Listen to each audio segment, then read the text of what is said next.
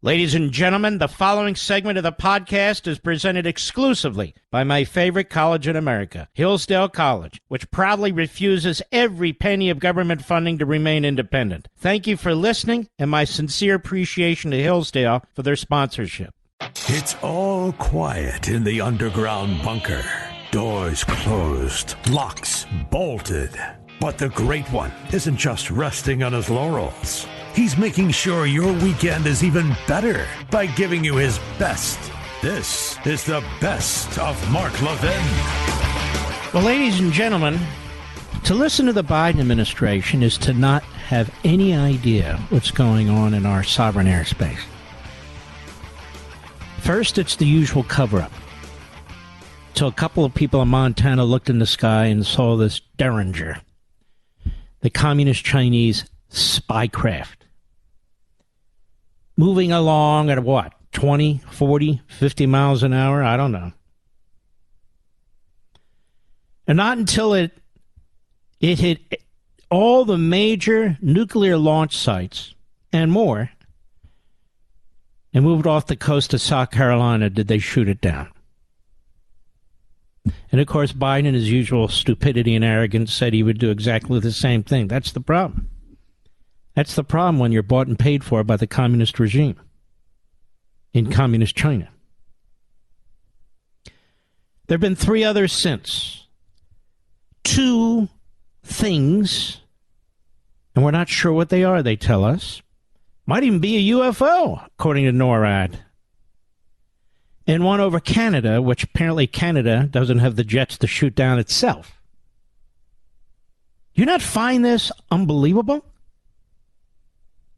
Well, we're supposed to be monitoring other satellites, spacecraft, hypersonic, supersonic missiles with potential nuclear warheads, the ability to blow out our entire electrical grid. I mean, does this not shock you and concern you? And the mealy mouths who are talking about it, Austin, Kirby, NORAD. I mean, this has me deeply, deeply concerned, does it not you? And it's no big deal, we're told. It is a big deal. Don't let them dumb us down. Don't let them change the standards that were in place before they came into office. All across the board, that's what they do. Oh, don't worry about SAT scores. Well, you know, those are racist anyway. Well, the border's secure. Come on now. We've done, you know, and all that crap. Lloyd Austin today. On the airport tarmac in Brussels today. The Secretary of Defense. Cut 5, go. Again, these three events each of them presented a risk to safety of flight. And we don't know if they were... So the absurdity with that is if they fly them higher, as I said last week, say 60,000 feet, where most commercial flights do not fly, but instead at 40 or 30,000 feet, then we'll shoot them out of the sky. Well, what if they're 60,000 feet into the sky? Well, they don't present a commercial threat, do they? Go ahead. Intelligence, but because of the route that they took, out of an abundance of caution, we want to make sure that we have the ability to examine what these things are and potentially what they were doing. So what did he say? Nothing. He's a mealy-mouth. He's a mealy-mouth, I should say, like the head of the Joint Chiefs. What did he say? He didn't say anything. Then there's John Kirby. They brought him over to the White House. Here's a white guy. At least the rumor is he's straight. A straight white guy who's stepping all over the lesbian black lady. Nobody's offended by that. No, that's okay. And don't worry. We have a new communications director of the White House, and they keep saying that he's gay. And I keep saying, why do you keep telling us this stuff? Who cares? We just want people who know what the hell's going on and communicate with us. And stop with the cover-ups and the lies. So here's John Kirby, straight white guy, I guess we should call him, shouldn't we, Mr. Producer? because your sexuality and your skin color are very, very important, apparently. Cut 6, go. Any of these three objects were surveilling, we couldn't rule that out. And so there, you want to err on the side of safety here in terms of protecting our national security interests, and the fact that these objects could have and likely did at some point in their path transit over, potential military sites of ours or sensitive sites. That's interesting. That's not what Austin said, is it? So we don't know what they're actually doing, what they're actually collecting. He said we had to shoot them down because they're threatening commercial flights. Kirby just said 3 objects were surveilling, we couldn't rule out, and so, you want the air on the side of safety in terms of protecting our national security. So Kirby says we're protecting the national security. Austin says we're protecting commercial air flights. Cut 7, go. When it comes to these higher altitudes, are America's borders secure? The president takes, as I said earlier, he takes... we don't care what he takes seriously.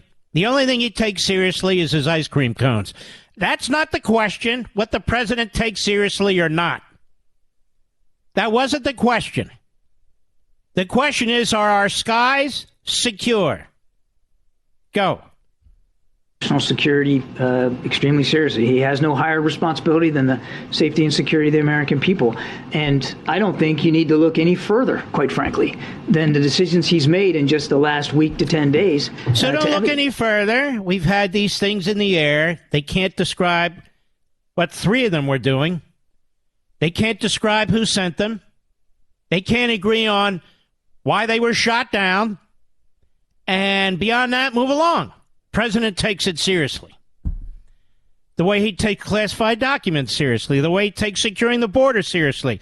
The way he takes seriously his big lie about cutting Social Security and Medicare. Oh, we know what he takes seriously. Nothing.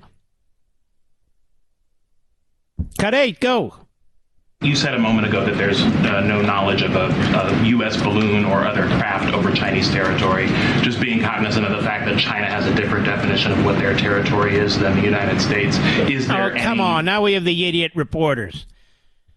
Just be, the cognizant of the fact the Chinese have a different take on what's their territory. Who cares if they have a different take?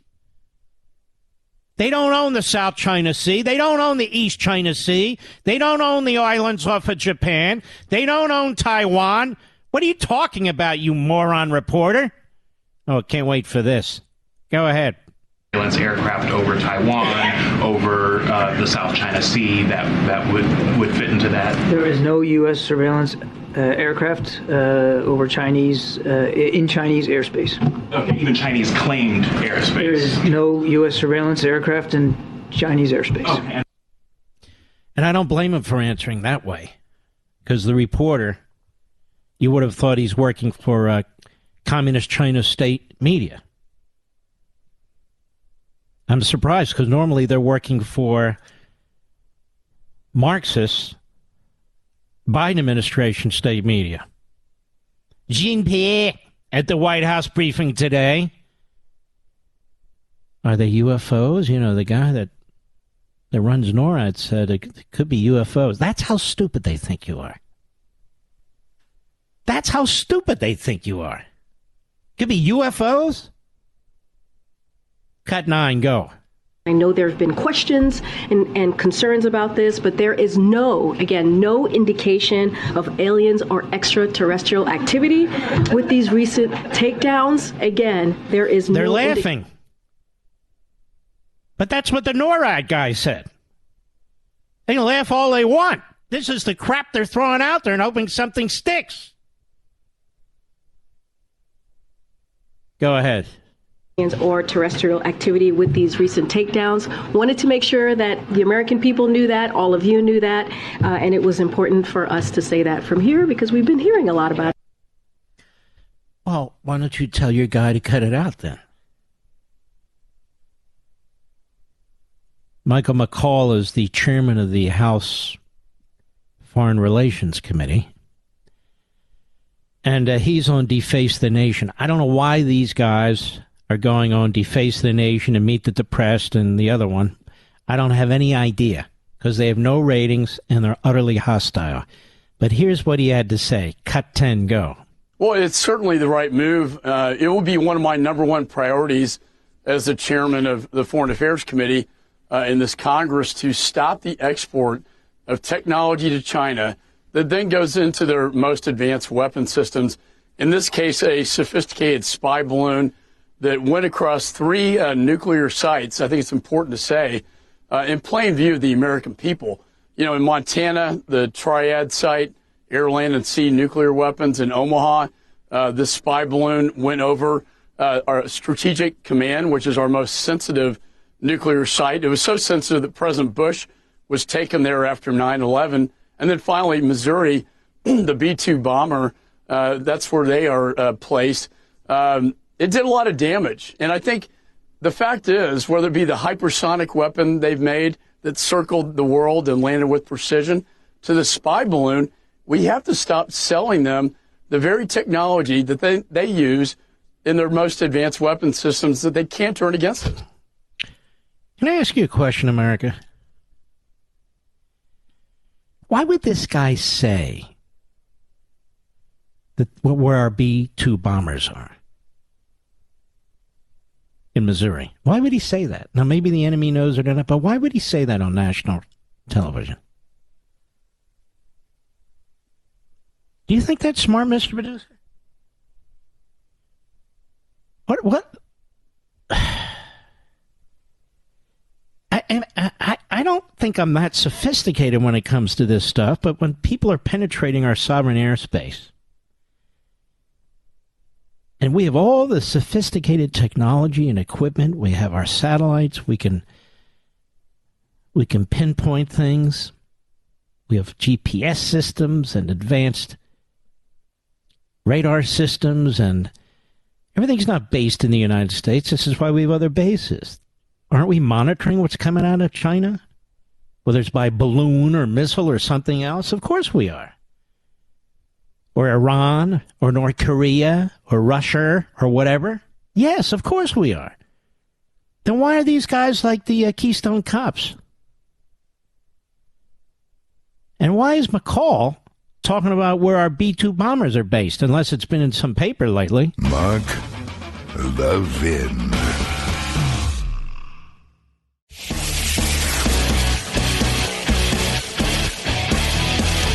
Making your weekend even better.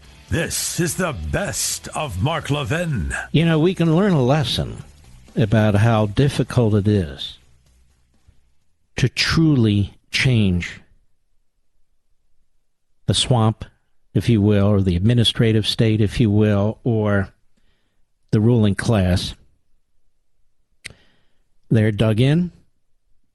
They have a gloating and reliable media,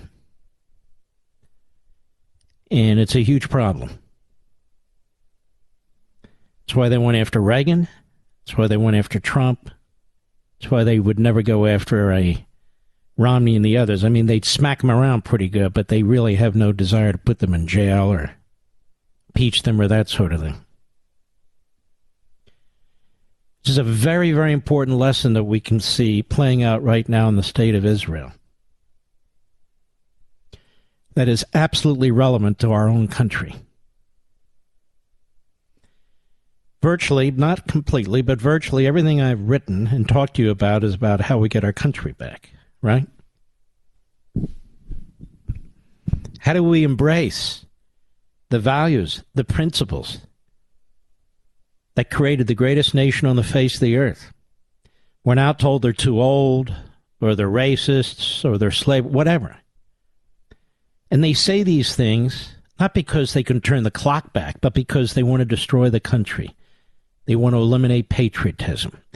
They want to replace capitalism with socialism. They want to replace liberty with Marxism.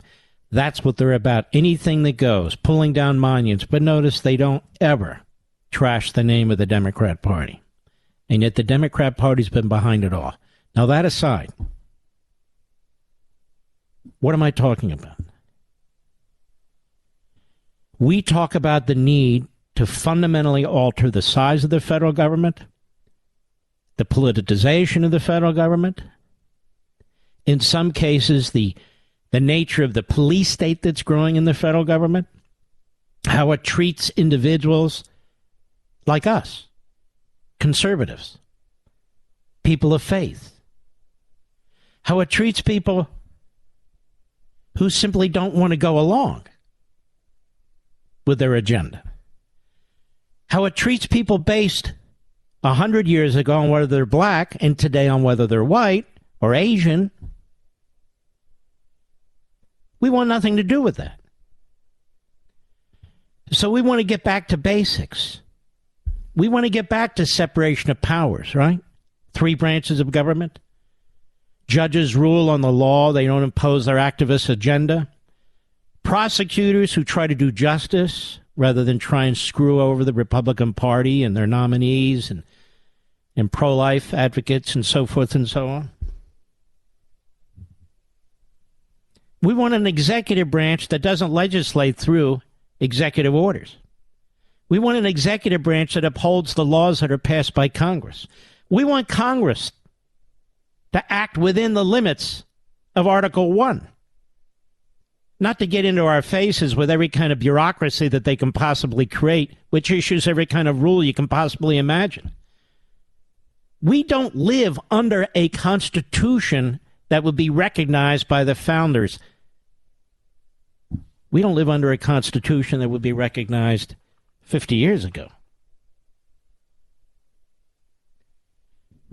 Well, the state of Israel is not as old as the United States. The United States is not nearly as old as Rome was. The great Roman Empire that conquered everything in its path. Egypt, with 3,000 years of history, the Romans conquered Egypt. They conquered Persia. They conquered the British, or England at the time. They were everywhere. They were powerful.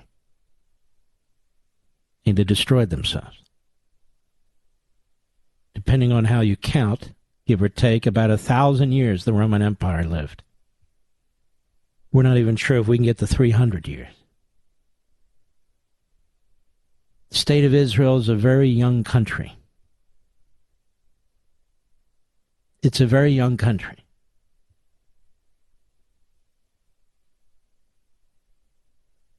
It's not even 80 years old yet. The state of Israel was founded by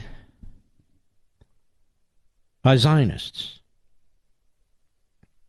by Jews who wanted their homeland back. They've been pushed out of their homeland by one empire after another, including the Romans. Their lands have been taken by Persians, by Romans, by Babylonians. Every sect of Arabs that you can imagine, the last of which were the so-called self-appointed Palestinians.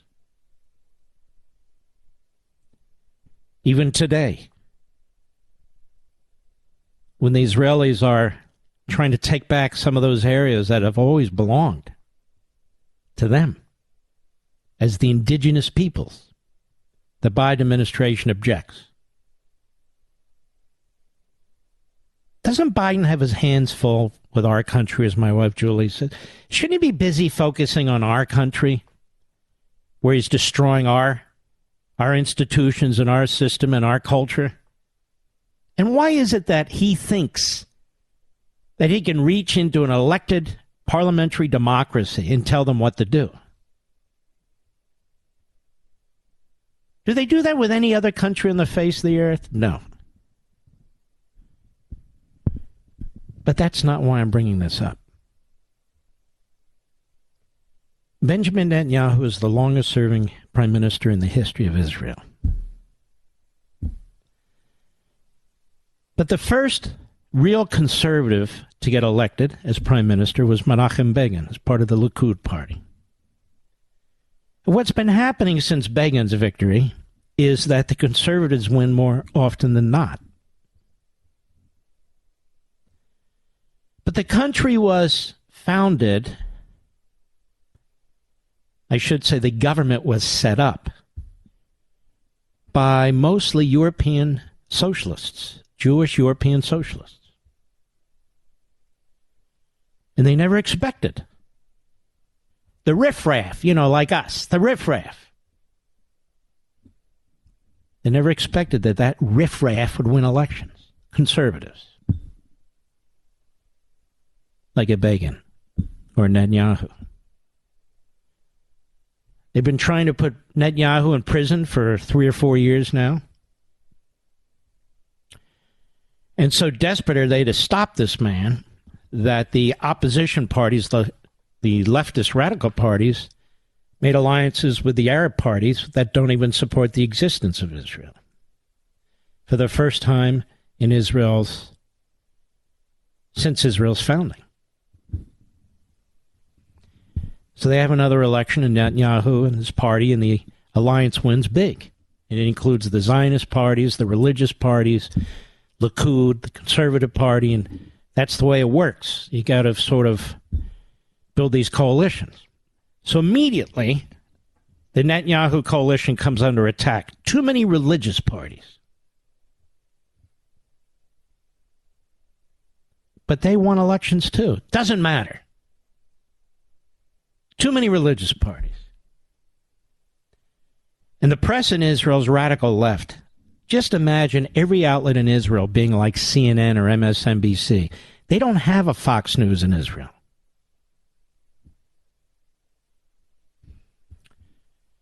And all their radio licenses are completely controlled by the government. Now you might say, so are ours. I know, but they're controlled in a way where we at least have a modicum of free speech and competition of ideas, where we conservatives really do have a big leg up. Not because of government, of course, because they come at us all the time, but because of what's between our ears and because of your interest. Doesn't work that way in Israel. As I said, I told you who the elites were who set up the government.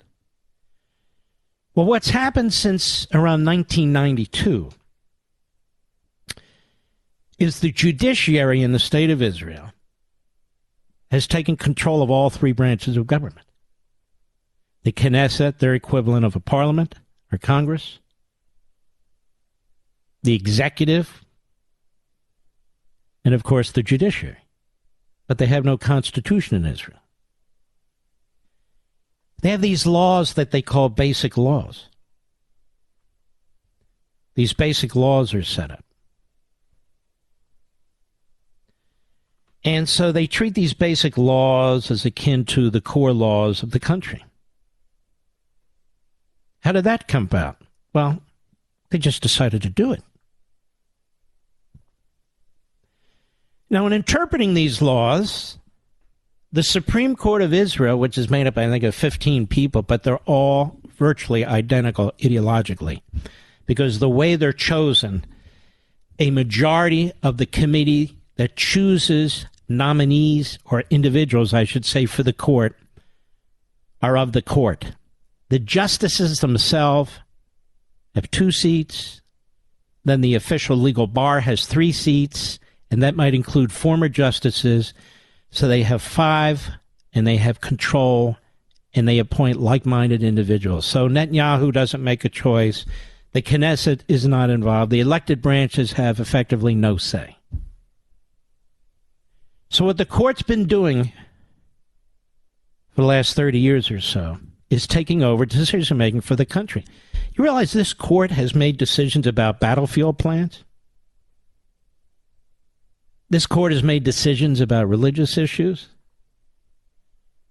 This court has made decisions about economic issues?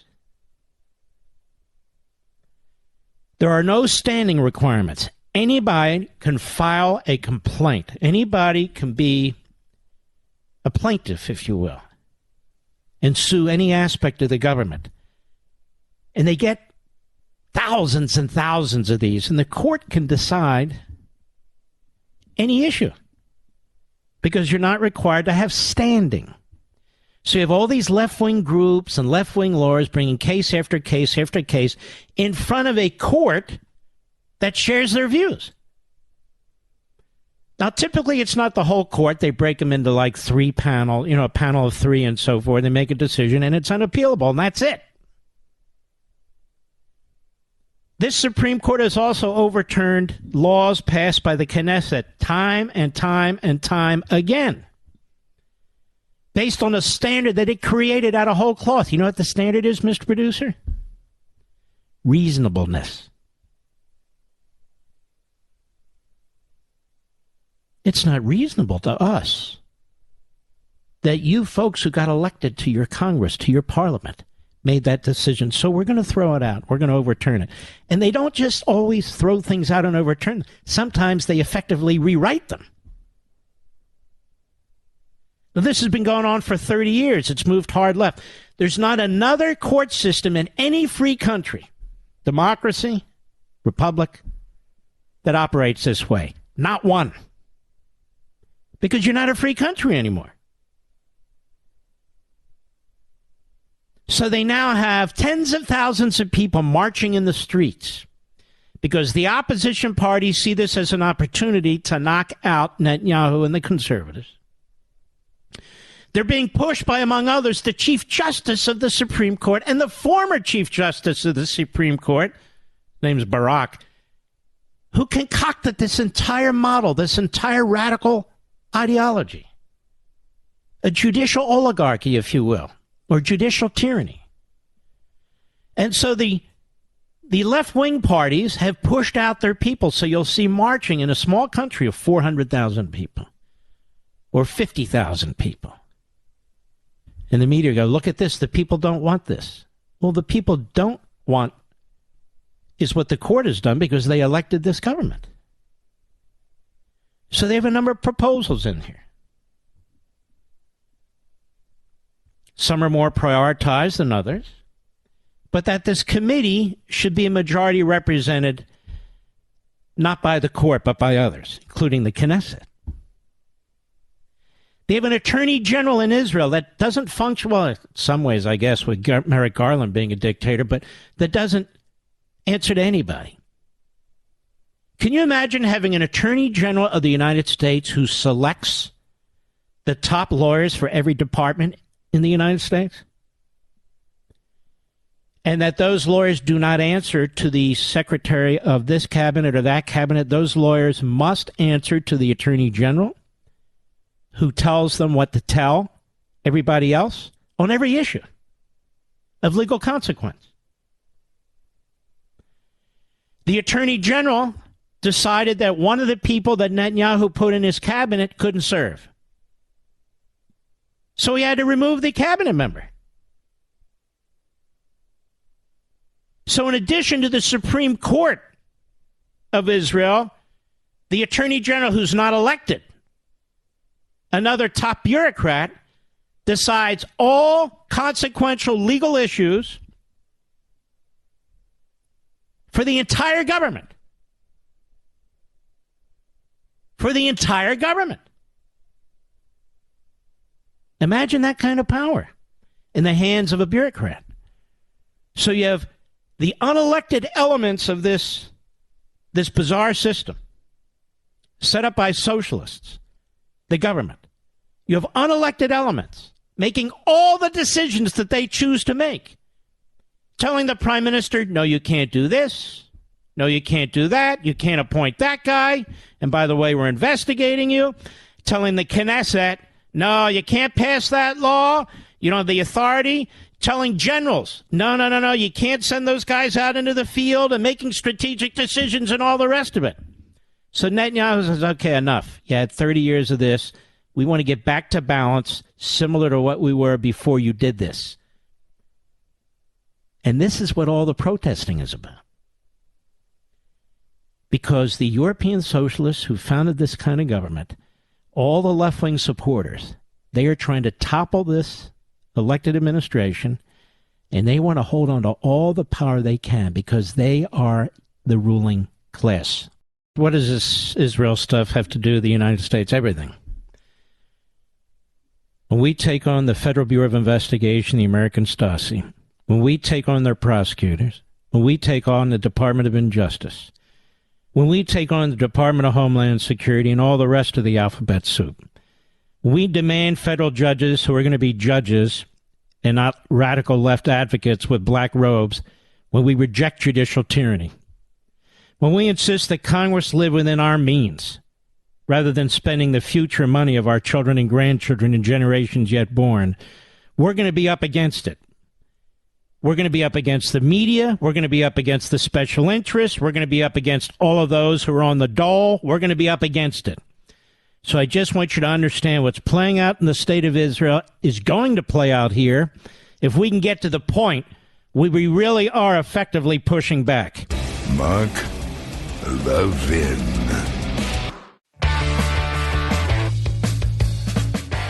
You're listening to the best of Mark Levin. We're going to do this virtually every night for the next few weeks just to remind people who come and go where Joe Biden stands on Social Security and Medicare. I wouldn't normally do this, but since he's a pathological liar, and the corrupt media collectively are pathological liars along with him, and they keep trying to scare you seniors there. I guess I'm one now, that they're going to cut Social Security and Medicare, which does need an overhaul, but that's for another day. Cut, he said. And Mitch McConnell took the opportunity to try and take out Rick Scott. His buddy Biden goes without an attack by McConnell, of course. Just a reminder, 1995 Senator Joe Biden, go. When I argued that we should freeze federal spending, I meant Social Security as well. I meant Medicare and Medicaid. I meant veterans benefits. I meant every single solitary thing in the government. And I not only tried it once, I tried it twice, I tried it a third time, and I tried it a fourth time. Yeah, Joe's a little slow. So the question is this, then. Why is he going out there and accusing the Republican Party of doing what he did? And then trying to condemn them? Because he's a chameleon. He's sleazy. He is a street politician with a very low IQ. That's what he is. And he's in constant cover-up mode. Whether it's these things in the sky where he won't give a speech to the American people. Can you think of another president where we've now shot down 4 objects who goes mum? Who goes mum? Can you think of a president who's essentially mum when it comes to this massive derailment in Ohio and the environmental disaster that has caused? Oh, now they're starting to speak, but they're always too little, too late. They have to be dragged into these arguments. Or fentanyl. You think of a president who won't even talk much about fentanyl, which he, in so many respects, is responsible for? All 50 states now have ties to drug cartels from Mexico in their states. Every major metropolitan area. That wasn't the case 2 years ago. Pretty amazing, don't you think? And let's look at inflation. There's a reason why Biden didn't talk about inflation today. The spokes idiot didn't talk about inflation today. The other spokes idiot didn't talk about inflation today. There's a reason why the media really haven't covered this today. Because it's a disaster. CNBC inflation rose 0.5% in January, more than expected, and up 6.4% from a year ago, Jeff Cox. The CPI Consumer Price Index was up 6.4% from the same period in 2022. Both numbers, the Consumer Price Index, higher than expected. Across the board increases in shelter, food, and energy. How many of you need shelter, food, and energy? They boosted the index after inflation had showed signs of receding in recent months. Yeah, if you include food and energy and your house or your apartment, other than that, we're doing okay. Super core services inflation, which is key for the Fed and excludes food, energy, and shelter, rose 0.2% for the month and was 4% higher than a year ago. Inflation turned higher to start 2023. Rising shelter, gas, and fuel prices took their toll on consumers, the Labor Department reported. The Consumer Price Index measures a broad basket of common goods and services. 0.5% it rose in January. Annual rate is 6.4% inflation. I remember when we had no inflation. None. Rising shelter costs accounted for about half the monthly increase, the Bureau of Labor Statistics reported. That component accounts for more than 1/3 of the index and rose 0.7% on the month, up 7.9% from a year ago. Now, 0.7% on the month. 0.7% of the month means almost 10% for the year. Energy also was a significant contributor. Gee, I wonder why. Who's destroying our energy independence? Up 2% and 8.7% same time last year. Food costs rose 10.1% compared to last year. Rising prices means a loss in real pay for workers. Average hourly earnings fell 0.2% for the month and were down 1.8% from a year ago. So the point of that is, even if you're getting a salary increase, even if you're in areas where the minimum wage is going up, inflation is outpacing your increase. Inflation is still a force in the U.S. economy, in danger of slipping into recession this year, they say. That has come despite the Federal Reserve efforts to quell the problem. The central bank has hiked its benchmark interest rate 8 times since March 2022, as inflation rose to its highest level in 41 years last summer. So Biden inherits an economy with the lowest inflation in history, probably, certainly in modern times, and then increases it to the highest level in over 4 decades. And, of course, he's not talking about it. Fed Chairman Jerome Powell has talked about disinflationary forces at play, but January's numbers show the central bank probably still has work to do, and so forth. The next big data point will be retail sales, which hits tomorrow morning at 8:30 Eastern. Economists surveyed by the Dow expect the figure, which is not adjusted for inflation, will show that sales rose 1.9% in January from the prior month. That's certainly what they're hoping. Widespread belief the economy could tip into at least a shallow recession later this year or early 2023. And it goes on. So that's what the Inflation Reduction Act did. It increased inflation. That's what the Infrastructure Act did. By the way, is anybody seeing any infrastructure building that wasn't already going on prior to the passage of the infrastructure bill? I haven't seen any. Have you seen any where you live, Mr. Producer? I haven't seen a new shovel go into the ground. Mr. Producer hasn't. He's in New York. How about Mr. Call Screener? He's in New Jersey. Has he seen anything new? Nothing. I haven't seen anything new in Virginia, and I haven't seen anything new in Florida. But don't worry, they spent $1 trillion in infrastructure with the help of Mitch McConnell and Lindsey Graham. And Lindsey Graham's out there working with the Democrats for amnesty for 2 million people. I've about had it with that guy, to be honest with you. It's enough already with the rhinos. So the truth is the economy sucks. That's the truth. Regardless of what anybody else tells you, that's the truth. I want to get into a few other issues here. Like, not only does Biden not talk about these things that violated our own sovereignty, our airspace, as well as Canada's, but apparently there was a briefing of the senators, maybe some House members as well today, Tom Cotton came out of there and said, I was told basically everything I read in the newspaper, everything we already knew. Even a Democrat came out of there. Denang Dick from Connecticut. And he looked more befuddled than usually. And he usually looks befuddled. And even he was saying, well, we didn't learn a hell of a lot. But unfortunately, we are learning a lot, and so is the enemy.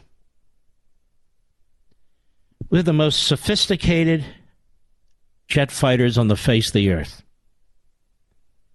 With the most sophisticated technology, honing systems, radar systems. The F-16 fighter jet set to shoot down the aerial object over Lake Huron in Michigan this weekend missed with its first missile. Excuse me? The damn thing is floating. I could hit it with a BB rifle. He missed it. Or she missed it with the first shot, the first missile, confirms the head of the Joint Chiefs, Mark Milley. He missed it? Asked whether the missile miss changes how the U.S. may go about downing the next aerial object over its territory. Milley said officials go to great lengths to make sure that the airspace is clear and the backdrop is clear to maximum effective range of the missile. He added that the missile landed harmlessly in the water of Lake Huron. It was later tracked down. That's not the issue! If we can't hit a friggin' Derringer, whatever the hell it is, how are we going to hit another jet, you idiot? First of the three newer objects, which was shot down from 40,000 feet over Alaska on Friday, was hit after President Biden gave the order. Oh, yeah, he's giving orders. He gave the order on a Wednesday. They shot it down on a Friday. What did they, did he send a honing pigeon? What did he do? Send it by regular first-class mail? Please shoot down. The second was brought down on Saturday in northern Canada after Prime Minister Trudeau greenlit the mission and Biden authorized fighter jets to fly into Canada. Guess they don't have any jets left in Canada. The third object, initially labeled an unidentified aircraft, was down Sunday over Lake Huron after initially being spotted Saturday in Montana. Look at that, Phyllis. Look in the sky. And we got all these radar systems, and it takes Frank and Phyllis to see the damn thing. We don't know where it came from. What do you mean you don't know where it came from? Don't you have eyes on the enemy?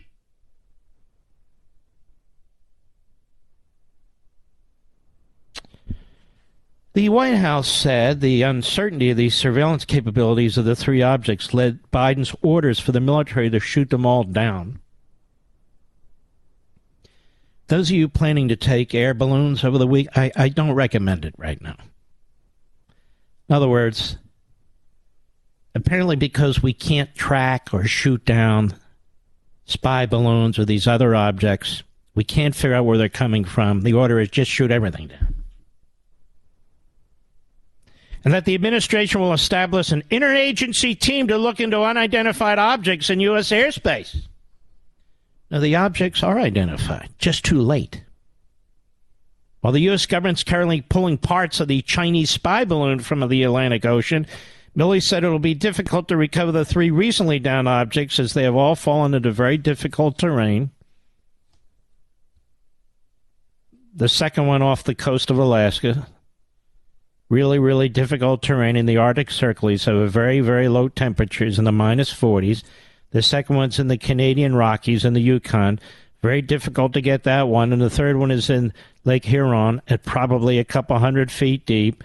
We'll get them eventually, but it's going to take some time to recover those. Really? Your ass is fired.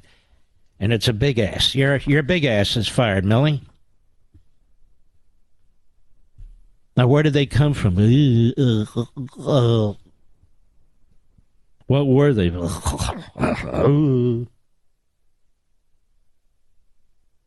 It's just, we are being let down, as I say over and over again, by this ruling class. It is incompetent. It is a radical left-wing ruling class. These agencies and these departments are used to empower these agencies and departments. They're used to empower the Democrat Party and their radical agenda. They're used to leak information to a corrupt media that in turn embraces, celebrates, emboldens the radical left. But we have things in the sky that they can't even describe, that they don't even know where they come from, with the most sophisticated equipment on the face of the earth. There's only one positive thing I can think of coming out of this, Mr. Producer. Maybe the Chinese won't steal as much because they're going, geez, if they can't figure out it's a balloon, maybe we don't need that particular technology. Mark Levin.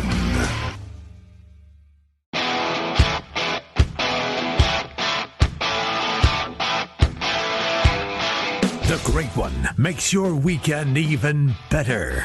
This is the best of Mark Levin. There's a lot going on in the country. There's a lot going on with the economy. There's a lot going on the border. There's a lot going on with our foreign enemies.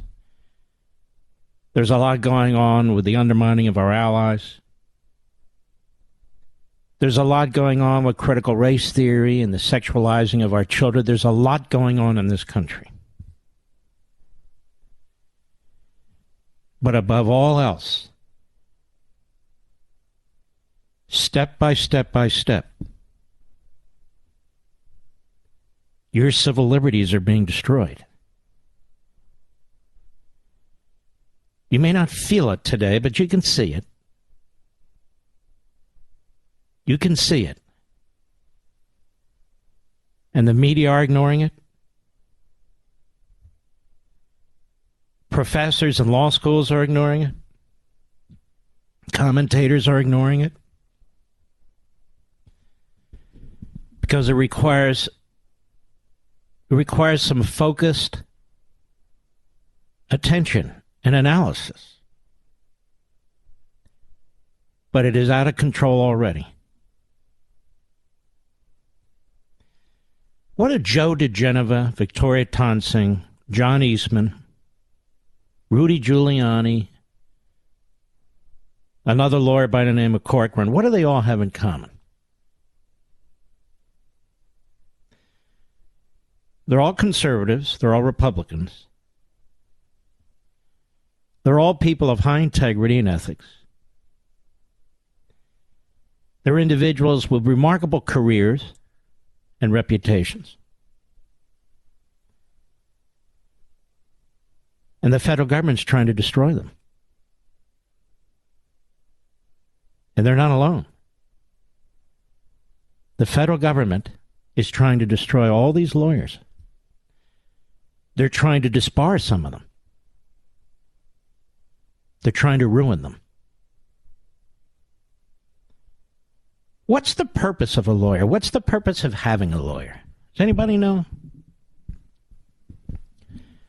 So you can be represented. Particularly when the case involves the Constitution, you can be represented and protected. Your unalienable rights. What are the Bill of Rights about? They're about your unalienable rights. The Constitution doesn't place limitations on you. It places limitations on them, the government, and the power of the government. The framers of the Constitution wanted an orderly society, but they wanted to contain the power of government because they were abused by government. They fought a hostile government. So they created separation of powers. So they created under each article very specific powers that each branch would have, and the government generally. They were specific about the federal powers, and all the rest of the powers were to be left to the states. There's not a single word in there about the massive administrative state that exists today. Not a word in there about U.S. attorneys and the Federal Bureau of Investigation and the Department of Justice. Nothing. Zero. Nothing. The Constitution is trying to protect your liberty, your sovereignty, the circle of liberty around you, as de Tocqueville put it, that the government may not penetrate in order to prevent the government from molesting you. The Declaration of Independence is the most concise statement of why we have this country. To protect the individual, your unalienable rights. That no government can take. They're God-given. They're God-given rights. We've come a far way, haven't we? From the Declaration, and a far way from respecting the Constitution. The Bill of Rights, which reflects so much of what's in the Declaration, particularly the Ninth Amendment. First Amendment's under constant attack. Your free speech, your freedom of association, your freedom to exercise your faith. Second Amendment's under constant attack. Your right to have arms to protect yourself, including from an illegitimate government, if necessary. Your Fourth Amendment rights, due process. Your Fifth Amendment rights. Sixth, Seventh, Eighth, which we never talk about. Your Ninth Amendment rights. And the Ninth Amendment recognizes you're born with unalienable rights. And, of course, the 10th Amendment, which underscores the point that the government, the central government that they created, that the states created, is limited.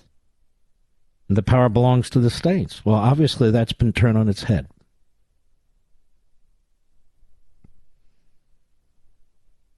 This issue with lawyers is very, very important. The government has thousands and thousands of lawyers, including prosecutors.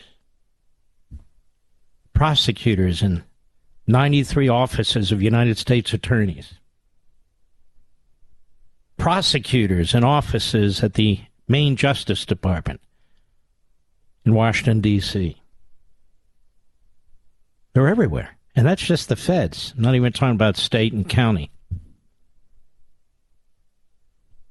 They have enormous power because they have unlimited resources.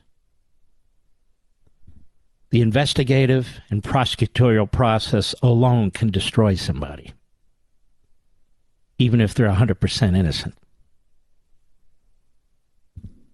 It can destroy somebody's reputation. It can destroy somebody's life. It can destroy their family. It can force them to sell their homes. It can destroy their businesses. Just the fact, the existence of an investigation. Awful lot of authority is placed in these prosecutors in their offices to uphold the Constitution, even though they are not constitutionally created. And so if you get prosecutors who are rogue, who are out of control, and yet self-righteous, if you get prosecutors who hide behind the curtain when they do their work, or leak to the media about what they're doing, when you get prosecutors who are looking to twist the rules of evidence, to twist courtroom proceedings, to twist the law, and to do so in a jurisdiction, yes, I should say venue, more accurate, where they know that the people they're investigating and the people that they're targeting have no chance at a fair trial, like Washington, D.C., or any major city when it comes to most Republicans and certainly Trump supporters, or Trump himself, then the Constitution's violated. So where do you go to fix this? Well, that's what judges are for. But what if the judges are of the same mindset? And they have no intention of putting a prosecutor in his or her place. Or they won't allow for the changing of venue. What do you do then? You have no recourse. There is no recourse. It's over. Your life is over. That's why this is so important. And if this can be done to powerful people, if this can be done to famous people, if this can be done to people with fantastic reputations in the law, it can be done to anybody. And it is. And it's getting worse and worse and worse. What's the purpose of due process? Why, out of all the things the framers of the Constitution, after the Constitution was adopted and ratified, they go back and they add the Bill of Rights. Why, of all the things, did they include due process rights?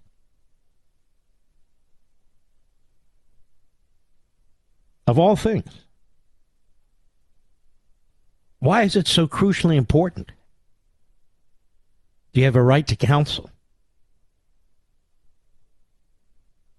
Because you need to have somebody with some kind of expertise in the law, particularly the criminal law and how the courts work and the grand juries work and all the rest, so you can confide in that person so you have a shot at defending yourself against an all-powerful federal government.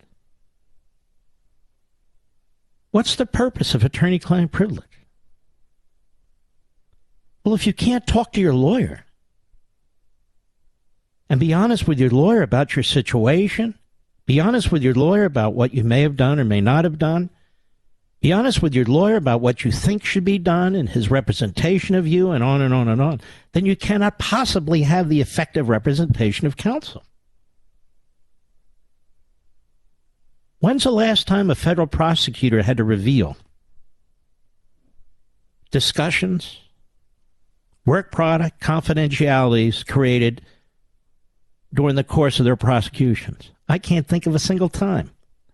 If they are, they're extremely rare. Now, if you're a prosecutor and you don't have a case, what is the job of a prosecutor? Is the job of the prosecutor to seek and destroy? Is that the job of a prosecutor? No. The prosecutor, on behalf of the people of the United States, is supposed to do justice.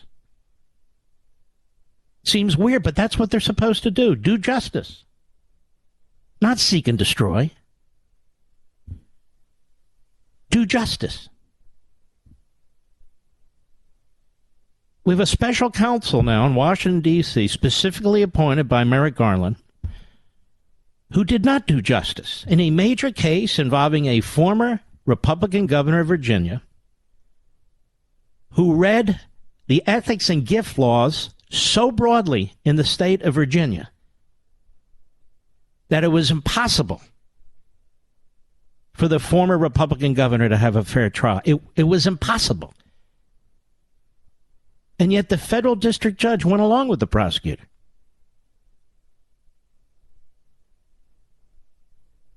And so he was convicted. His reputation was destroyed. He had no money left.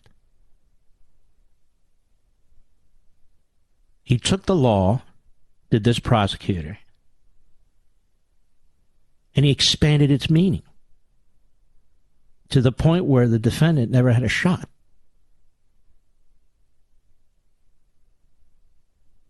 The case went all the way to the United States Supreme Court, all the way up to the United States Supreme Court. There were 8 justices at the time, leftists and constitutionalists. And every single one of them, that court voted unanimously, one majority opinion, to overturn the conviction. The bottom line is they felt that what the prosecutor did was absurd and preposterous. way out of proportion with what the former governor and his wife had done. Now, why would you appoint that man to be the special counsel in Donald Trump's case? Evan Corcoran is one of President Trump's lead lawyers on this document case. He's a former federal prosecutor. He had a practice in Baltimore. He has a stellar reputation. I've never talked to him. I've never met him. I've never communicated with him, but I've looked up his background. He was yanked in front of this grand jury a little bit ago. I touched on it the other day. He asserted attorney-client privilege. And when the prosecutor, Jack Smith, kept trying to pierce the attorney-client privilege veil, Smith has now gone to a federal judge in the District of Columbia, a federal judge who was appointed by Barack Obama, and a federal judge who oversaw the Mueller investigation and their various motions, to get her to agree to what's called the crime fraud exception, which would, quote-unquote, allow the government to go behind the attorney-client privilege principle and get notes and information and testimony from President Trump's lawyer. Mark Levin.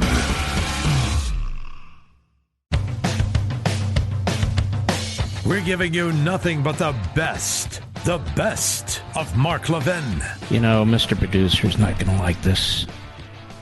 We have at least 6 audio clips of Joe Biden's comments today, and he says nothing.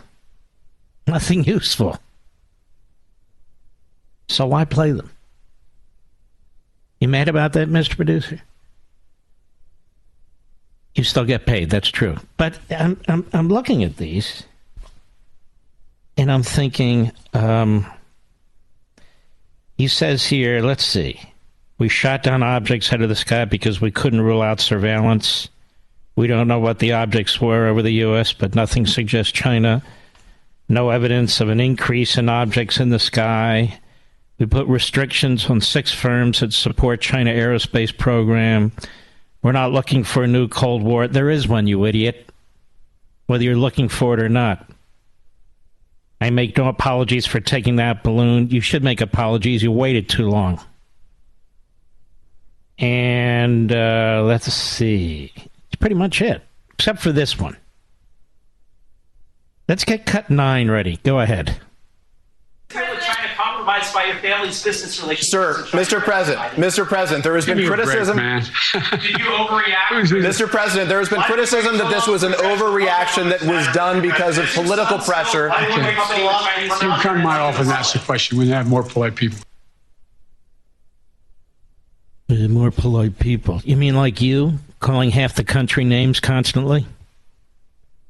Is your relationship with China compromised by your family's business relationships in China? And then you can hear another reporter shouting over that reporter because, you know, I'm sure they're with the New York Times or the Washington Post. They don't want an answer to that question. Give me a break, man. Give me a break. Give me a break, man. Then he tells Peter Alexander, one of the phony journalists, you can come by my office and ask that question when we have more polite people. I guess he's not used to Jim Acosta, who's not there yelling in his face like he was with Donald Trump, how rude the media were with him, or for Reagan, that matter. This guy doesn't know what rude is. He can give it, but he can't take it. Much like the rest of the left. So that was it. Nothing else worthwhile. But I do have some information for you. And this is thanks to our friends at the Daily Caller. The Communist Chinese are not only cracking down on the Tibetans, as they have for decades, and they're sending Chinese into the Tibetan areas to intermarriage, to have children, to destroy that culture and that race altogether. They're not only rounding up Uyghurs, 2 million so far, and putting them in concentration camps, raping them, forced abortions, murder, torture. re-education. But now it's the turn of the Christian faith, Christians. They're turning up the boiling water on them. The Chinese government cracked down on Christians in 2022 in the run-up to the 20th Party Congress. A report from China Aid reveals. You haven't heard this on a single program this evening, I'll bet. Not one news program. None. And what we monitor here is when they do cover these. And when they do finally cover them, it's usually a day or two after this program because they're almost embarrassed. Those that can be embarrassed. The Chinese Communist Party now requires, listen to this, for Chinese churches to actively promote the party's ideology from the pulpit and censors, fines, and even imprisons Christians who fail to toe the line, according to the report. Not only should they submit to the party's demands, but they must also actively support socialism. Jonathan Dingler, a spokesman for China Aid, who worked on the report, told the Daily Caller News Foundation.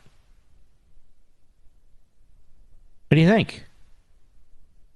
They reportedly employed a range of new methods to persecute Chinese Christians last year, including fabricating charges of fraud, as well as criminalizing the legal international travel of church leaders. The report states China's crackdown on Christianity reportedly intensified in the run-up to the CCP's 20th Party Congress in October 2020, during which time Xi Jinping secured a third term as the commander of the communist nation's supreme leader. According to China Aid, Xi Jinping and the Communist Party did all they could to silence Christians leading up to the 20th National Congress. Christians account for approximately 5% of China's religious community, according to CIA World Factbook. Catholics number about 10 million. Protestants account for the majority of China's Christian community, with approximately 38 million followers as of 2020, reports The Economist. The CCP's crackdown leading up to the 20th Party Congress, the tone shifted within the state-sanctioned churches, which then began treating Xi as if he were the leader of the church. In other words, as if he were Jesus Christ. China Aid identified a March 2022 paper entitled Adhering to the Sinization of Religion in China, published by the United Front Work Department, as the political motivation behind the crackdown on Christianity. It is a Chinese government entity charged with extending the CCP's influence and control over non-party organizations, both domestically and abroad, to advance the Communist Party's policy objectives. March 2022, the paper reportedly emphasized promoting the Sinicization of religion, in other words, incorporating into the Communist Chinese ideology. Adhering to the orientation of the core socialist values, submerging all religious beliefs in Chinese culture to better adapt religion to China's socialist society, Marxist society, and what they call the new era of socialism with Chinese characteristics. So basically, they're devouring the Christian faith. They're devouring the Christian faith in China. And China's state-sanctioned churches must now actively promote Xi's thoughts, quote, from the pulpit, unquote. So now Xi is to be treated as a god. In practice means the churches which don't flat out fall at Xi's feet and worship him are considered inciting subversion of state power. Churches were reportedly even converted into political propaganda centers in order to broadcast Xi's speech during the 20th Party Congress in October 2022. Likewise, churches in Xizang and other provinces were also reportedly repurposed to hold study sessions on the Communist Chinese Party and their policies, such as, quote, reinforcing management of religion on all fronts, 10 prohibitions and 10 must-not-dos. The Chinese government also increasingly persecuted Christians online in 2022, censoring words like Jesus, Savior, and Amen on the Chinese social media platform WeChat. At the same time, the Chinese government also shut down church websites and Christian social media accounts. Congregants can't even give to their churches online anymore, thanks to new regulations, Dingler said. They want to break down house churches even further, hoping they will finally give in and submit. But they don't even know the full extent of Communist China's crackdown on these Christian churches. China A does not have a truly accurate sense of how many Christians are affected by persecution, whether that be imprisonment or forced disappearance, he said. Throughout the years, it's been harder and harder to get a clear number because so many churches are afraid to share their lived persecution experience with us due to the Communist Chinese Party. Seeing the cases that come in day by day, I can't say I blame them, he said. The Chinese embassy didn't respond. So there you have it. The Christians are being brutalized, and I mean brutalized now in China as a matter of systemic policy. You've heard nothing from the White House, who knows more than we do. I've seen nothing in the New York Slimes, the Washington Compost. I haven't heard this reported at all today, and this is right there in the Daily Caller. It's there for everyone to see. That's why people despise these news platforms. Because you don't get news, you get propaganda.